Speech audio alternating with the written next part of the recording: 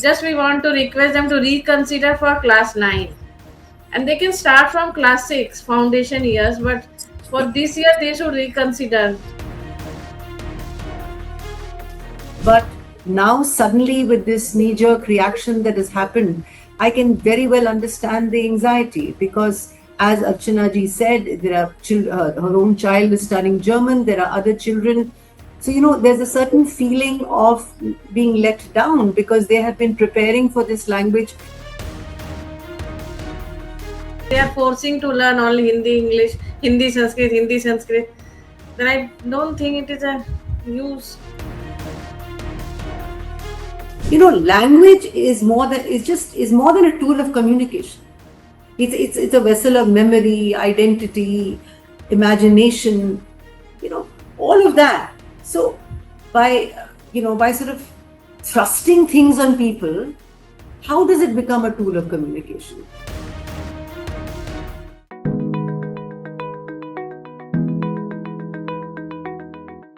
Hello and welcome to this broadcast. My name is Sanket. You're watching me on the Federal. This show is called AI with Sanket. This is the AI of news, because news in India today requires not artificial but analytical intelligence.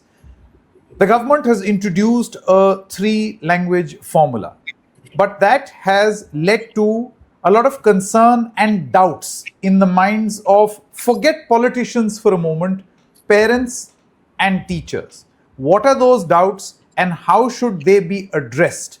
I'm going to discuss those doubts, those concerns, and perhaps look at those solutions one by one. I have with me two very interesting guests. Dr. Ameeta Wattal, you are aware, she has been a regular on issues related to schools, related to parents, related to particularly children. Thank you very much. Dr. Wattal is the Chairman and Executive Director, Education, Innovations and Training, DLF Foundation Schools and Scholarship Programs, former Principal of Springdale's, Pusa Road in Kirtinagar, and former Chairperson of NPSC. Thank you very much, Dr. Wattal, for joining us. We also have Archana Rani Barnwal. Archana ji is a mother of a student in class 10th at DPS Vasant Kunj, a German student, now will have to take up Sanskrit, and thus there are a lot of concerns, and some parents have also started an online petition which Archana ji is going to talk about. Thank you very much to both of you for giving us time. I would like to start, if you allow me, Dr. Wattal, first with Archana ji, to understand what the petition is and what her primary concerns are, and then we'll take the discussion forward. Ms. Archana. Yeah, just we have seen the government has just started the 3-language program. 3-language start kar diya. Now we have seen that totally syllabus of class 9 is changed, and they have also not got all the books till now. We have to go run here and there to purchase the book, and 2 more subject, advanced science and math, is also introduced for them, and the chapters are very difficult in maths. And now suddenly they are imposing this 3rd language. From class 4 my son is studying German, and how come now he will take Sanskrit as a 3rd language? It will be very difficult for him. And from starting of this session he has taken Hindi and German, not Hindi, English and German.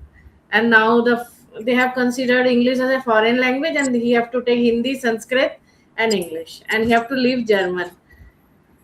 But he doesn't want to leave German. It will be very difficult for him now to study Hindi, Sanskrit, advanced science, advanced math, and all the chapters are different from last year. So we are all very much concerned. In the webinar in the April, the CBSE has announced that they will do phase wise, that from foundation, from 6th. But all of a sudden, day before yesterday, they gave a notification that it will be started from 1st July, and the children will not have board exam for R3 language. But we are not concerned about the board. They will have a certain burden on them. Board is after 1 year, but they will have, and there is no guarantee. Again, CBSE will say no, they have to give board in Sanskrit also. Every day they are changing their notification. So it has been very difficult for us. Just we want to request them to reconsider for class 9, and they can start from class 6 foundation years, but for this year they should reconsider. मतलब बख्श दो 9th वाले को. उसकी बहुत ही ज्यादा how परेशानी. how how innocent, spoken like a true parent, out of concern. I understand. But Dr. Wattal, do you see what Archana Barnwal seems to be mentioning is a very practical fear and doubt because of the sudden imposition, this sudden order which has been released. She raises a couple of interesting concerns. Number one, this has happened mid-session. A session has already begun, and then now a policy has been introduced July onward. So, in any case, you have less time. Number two, adaptability for a student who's already in ninth and preparing for. Basically, this is a higher class. This is not the same as, at least in my school days, where a different language was offered at the in sixth grade and not ninth. She also talks about books not being available, different subjects for students, and instead of phase wise, it has been suddenly imposed, and thus a fear that there might be further changes that may not keep into consideration the interest of children. I want to understand from you, as an educationist yourself, how do you look at this policy? So, firstly, I would say that I have my complete sympathy for Archana ji and all the parents that are grappling with this. But I think there's also a greater sympathy for the schools, because they are in complete disarray in the fact that, when we started off with the fact that in class 6, we would be having this 3-language policy. There were constant meetings with parents the moment that school opened in April, and they were explained. Even that didn't go down too well, though I agree that this is the policy of the government. It is a part of the national education policy, and even before that, the 3-language policy is integral to the constitution. And in the 3-language policy, the international language does not get in that context. So, however, the governments over the past have been sort of, sidelining this and letting it go on. But I suppose in its wisdom, this present government has ensured that this becomes mandatory. Having said that, with great difficulty, we managed to convince the parents, explain to them the situation, and said it's not going to really affect anybody till 2030, because that's what the previous circular talked about. But now suddenly, with this knee-jerk reaction that has happened, I can very well understand the anxiety, because as Archana ji said, there are her own child is studying German, there are other children. So, there's a certain feeling of being let down, because they have been preparing for this language as a board examination language at the end of it in grade 10 and so on. It will not be.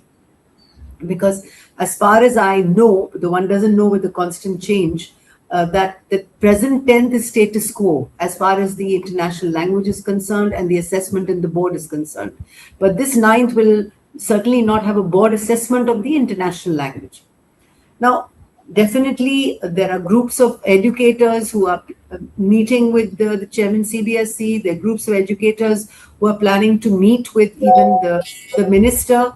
But I'm not very sure whether this is going to go down, What I do believe is that, having said that, how do you make a difficult situation, a challenge, work?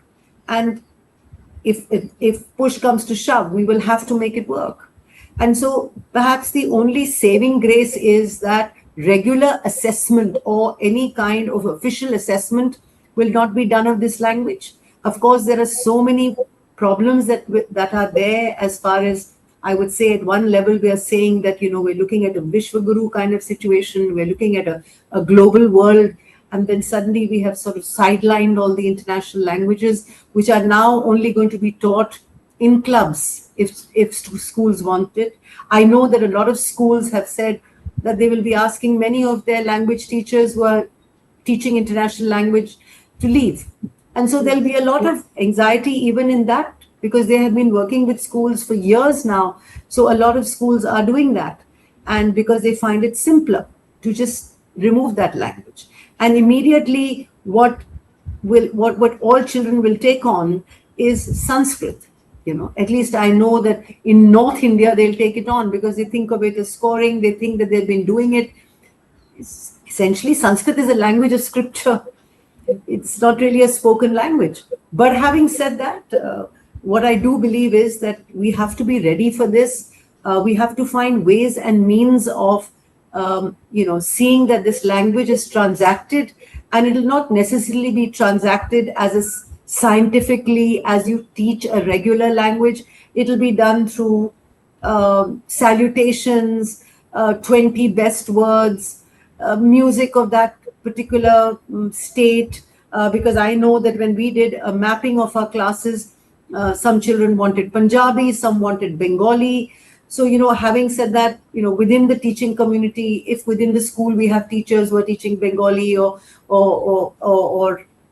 Gujarati or Tamil or whatever it is that children ask for, and then of course majority have opted for Sanskrit.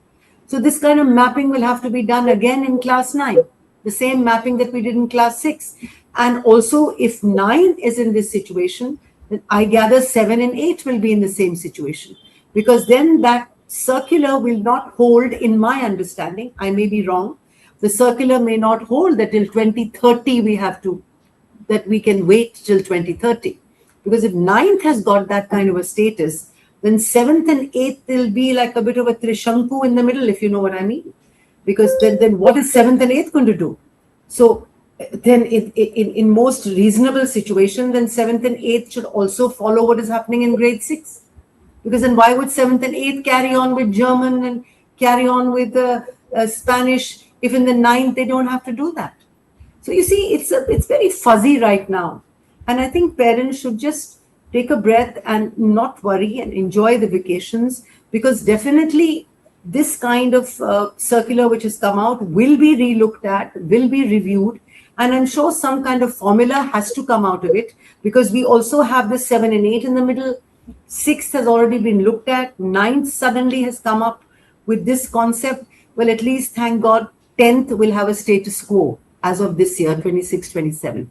So it's between the 6th and the 9th that we have to traverse this path of how do we deal with this language situation. Thank you, sir. Yeah, right. Do stay on, Dr. Ameeta. Archana ji, you see, there are two aspects to this. Number one, the argument of pride.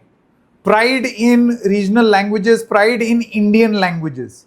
There is absolutely no dispute in anyone's mind that we should be proud of Indian languages and promote them.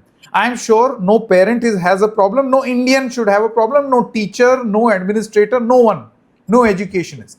The problem is practicality in implementing this pride.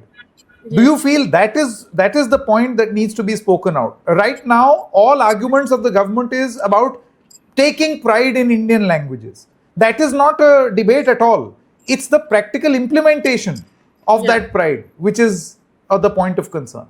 Yeah, this should be implemented phase-wise from the foundation class, not in the senior class.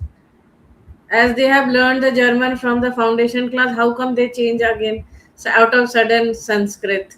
It is a great burden for us also, for student also, and they are doing coaching for other medical engineering, so they have their pressure also there. And now language, they have to learn 4 languages if they want to continue German.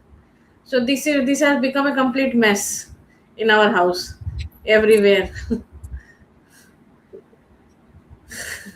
I like the very straight saying of it and leaving us with the thought, this is a mess. Dr. Wattal also called it a knee jerk. Now, Dr. Wattal, just quickly coming back to you, you are hopeful that there will be a relook of this policy. Do you feel, as Ms. Archana is also saying, that something as dramatic as this should have been implemented in a phased-wise manner and not all of a sudden just plonked on the head of schools and students and parents?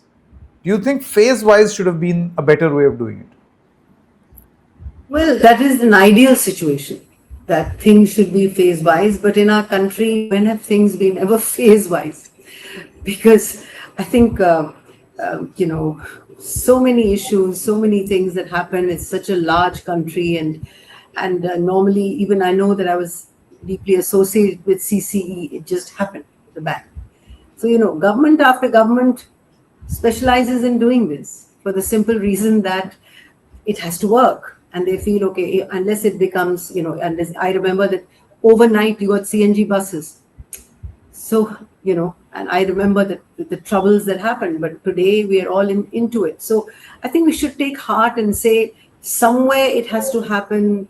The ideal situation is that phase wise it should have taken place. And particularly this thing about suddenly in the 9th grade, when a circular had come saying that 2030 would be, so people Yes, would ma'am. get used to the whole idea that, okay, I will go through it. Parents had understood that. And I think Archana ji will agree with me. They were a little more understanding of the fact that we've been told that over the next 5 years, this whole thing will move and 2030 will be the last. So honestly, I also agree that there really wasn't a need to have this kind of a immediate situation. So perhaps Yes. there will be a national conversation around this. There are lots of people who are putting in. And today I want to tell Archana ji that the parents are a very strong voice in this country. And you mustn't lose your voice. Let me tell you that you're a far stronger voice than a private school educator is. So you mustn't lose that voice, and it is your voice that will make a change. And I think that when these kind of things happen and our children are affected and their mental health is affected and the way they function is affected, then we all need to join hands and go out there and just follow the circular that came. The circular that came a month ago, 2 months ago, about starting from grade 6. And I thought that was fair enough, I agree with you, Sanket ji, that after all, this is our country. We need to be proud. And of course, international languages are also very important in a global scenario. But we can learn them through other means, through clubs, through this, through other sort of devices. But the point here is that let's just follow that circular. I mean, if somebody could just prevail upon the powers that be, but let's look at that circular and that would be phase wise, as Archana ji is saying. So I'm hoping that something like this will happen. And of course, the pride and all of that other, what you're talking about, fair enough. But yes, I think it is a bit of a situation right now, challenging situation. Yeah, Archana ji, if you allow me, just one more question to Dr. Wattal. Dr. Ameeta, do you feel that this point that Ms. Archana was making just a short while ago about treating English as a foreign language? Now, this is also a circular has come, but its understanding of the circular and how it will be implemented is fuzzy, to quote you. Do you think in a practical situation in India, where we have more English speakers than even the United Kingdom, it is even practical to consider English as a foreign language? How can you? Your Supreme Court has English as its official language. There are English medium schools. English is very much Indianized, and it has very much been internalized in this country like any other language.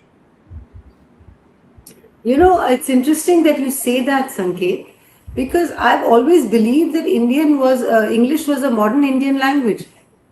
And I thought it was part of the schedule. Please correct me if I'm wrong. But I always heard that. I thought constitutionally I may be wrong, I'm not a lawyer. But the thing is that this is what I imagined. So we as educators never looked at English as being a foreign language. And having said that, that creates a sort of a lacuna in the situation that if English is a modern Indian language as a part of the schedule, then is it considered to be separate as a foreign language? So I don't know if some changes have taken place in that context. Maybe it is, maybe I'm incorrect. So if it is, then of course, then it's a foreign language. So is it that we've been making that mistake over the last 50 years or 70 years from the time that we became free? I think some clarity has to come in, giving us this understanding of where does English stand in this country or not, and because all I do know is that from the commonest man from the Aam Aadmi to anybody wants their children to study English. you know. And if it's going to be considered a foreign language, it's a bit of a situation. So I think we have to even look at that. Perhaps look at it legally, look at it socially. I think it's as a language of business, because it's also a language of business, English in terms of global language of business. So I think these are all things that we have to understand and find answers for. That's what I feel. Right. In fact, as you said, this is very interesting. Sorry, I was a little distracted because I went on the internet to find out what languages are part of the Schedule 8 of the Constitution. Ma'am, of the 22 languages so far, English is not one of them. Oh, it's not one. So we do treat it as a foreign language. At least the Constitution treats it as a foreign language, though many constitutional institutions in the country converse officially only and only in English. And that is the funny part. Central government converses in English. The Supreme Court, its official language is English. And I find it really funny. And in a situation like this, Ms. Archana, do you feel that we need clarity? We need clarity from the government of not othering English, because that is creating a lot of confusion. Yes, it should be clear. Now, if they consider English as a foreign language, then how can we choose? We have to choose Hindi, Sanskrit, and English. We cannot ever choose German, French, Spanish. So we will be no other choices left. Only we have to choose English, Hindi, Sanskrit, and no other subject. For the reason like Delhi, in state like Maharashtra and all, they can choose Marathi. In West Bengal, Bengali. But in Delhi, we have to choose Hindi, Sanskrit, English. Otherwise, we have to leave English and then choose German. That is also of no use. Every subject is in English. Everything is in English. Now you are taking interviews also in English. I think the logic that is being given is, yeah, you are right. This interview itself is in English. But Dr. Wattal, the point policy makers make is that English medium schools and English as a way of life is already there. So to treat it as an Indian language will be learning more of the same. And it is happening at the cost of Indian languages. So if you really want national unity and you really want to promote your languages, then you have to create this rule so that, for instance, Tamil Nadu, there is this huge concern about Hindi imposition, Dr. Wattal. Huge concern. Yeah, and policy makers here often say that when you introduce a policy like this, you are actually bringing South closer to the North. Because now people in the North may be expected to learn Tamil. So this will lead to the proliferation of Tamil. Similarly, any other North Indian language being learnt in Tamil Nadu, it will lead to the proliferation of that language. How do you respond to this argument? It's interesting you say that, because I thought, honestly, because we are a heterogeneous, there are lots of heterogeneous schools that I'm associated with, both in, smaller mufassals of India and in metropolitan cities. But it wasn't like that. It wasn't as though because there were Tamilians in our schools that they opted for Tamil, because they said we know that we study that in our homes. We speak it in our homes in any case. Why would we want to come out here to learn it? We're there. So it's not as though I don't really know that. All I do know is that then what is the national language? I mean, that's also confusing, because you can't sort of force a language that is spoken in North India onto the South, So how does it work? Because after all, India is so huge, so diverse, and and I respect that, and I think that how do we do that? How do we sort of say that no, you have to learn a language which is spoken by people in North India? You have to speak that in Kerala. You have to speak that in Tamil Nadu. You have to speak that in Andhra. Why? I mean, there has to be some common link. And I don't know if this is the best way of linking. I really don't know what is in the mind of people, because I don't think it's whether this would be the best way of linking India. I don't know. I do know that it is a way of encouraging people to look at different tongues, but how many people would go for it, you know? And how many people would just take the shorter cut and say, let's do Sanskrit? Because I know this, that when we did a lot of mapping, 90% of the people said, let's just do Sanskrit and be done with it, because for years we have been doing that. I'm talking North India. I'm talking North. But in the South, it will be a totally different thing. I don't know whether they'll say, oh, let's do Sanskrit or let's do Hindi. Why would they do it? What would draw them to it?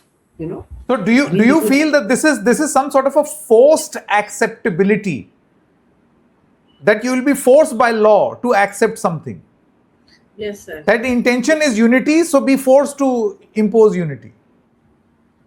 Well, it's a very... sorry, please, Archana ji, aap boliye.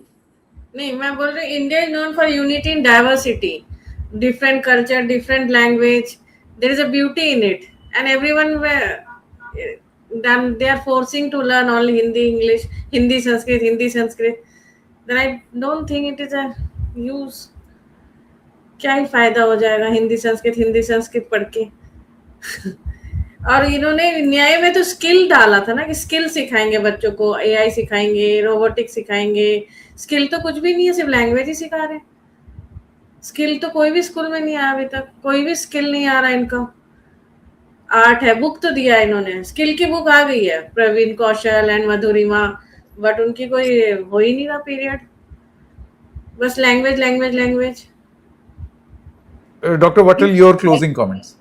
Submission. I want to make a quick submission. You know, language is more than a tool of communication. It's a vessel of memory, identity, imagination, you know, all of that. So by sort of thrusting things on people, how does it become a tool of communication? Where is the identity? Where is the memory connected to it? I mean, suddenly if you tell me to start speaking Tamil, where is the memory or the identity that is connected with it? Unless over the years I have been looking at that language or speaking it or learning that literature. I think it's very important to be more compassionate about how we look at language, more compassionate about, and look with wisdom at this, because we are dealing with the lives of young people who are going to grow up into adults, you know, who need to understand diversity and celebrate it. This certainly, I don't know how much of a celebration is this, right? This is not a celebration. This is a punishment for class 9. All right, as both of you are of the opinion that there will be considerations, maybe Archana ji's petition will be closely monitored, and maybe there is a revision. Let's just hope so, which Dr. Wattal is hopeful of, that there will be considerations that will be that will be concerned and that will be addressed by those in power. Thank you very much, Dr. Wattal and Dr. Barnwal, Ms. Barnwal, for joining. Thank you, Archana ji. Thank you, Sanket. Thank you, ma'am. Thank you so much.